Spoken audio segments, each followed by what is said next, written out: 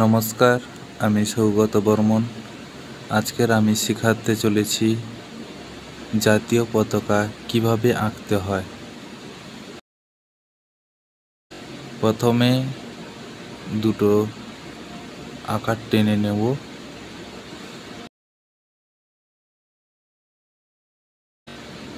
তারপরে পরপর আরও দুটো আকার টেনে নেব।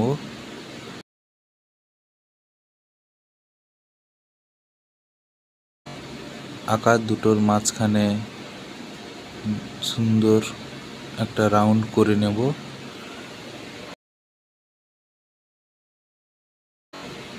তারপরে 1,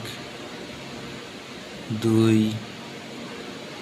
3, 4টে আকার টেনে নেব, দিয়ে 4টে আকারে মাথায় একসঙ্গে জুড়ে নেব। মাঝখানে একটা রাউন্ড করে নেব। রাউন্ডের মাঝখানে ছোট ছোট আকার টেনে নেব। এবারে ঢেউ খেলিয়ে ছোট ছোট গাছ এঁকে নেব,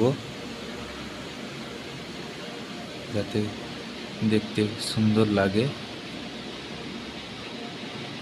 এরপরে আমরা উপরে একই রকম ছাড় দিয়ে দিয়ে ঢেউ খেলিয়ে কিছু মেঘ এঁকে নেব বা আকাশ।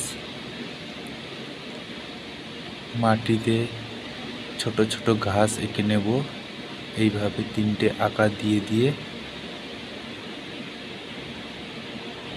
এবারে গাছের মাঝখান থেকে আমরা একটা রাউন্ড নিয়ে সূর্য এঁকে নেব। সূর্যের কিরণ বা আলো দেখানোর জন্য আমরা কয়েকটা আকার টেনে নেব। এরপরে আমরা এই আকারগুলোর মাঝখানে আরও কয়েকটা ছোট ছোট আকার টেনে নেব।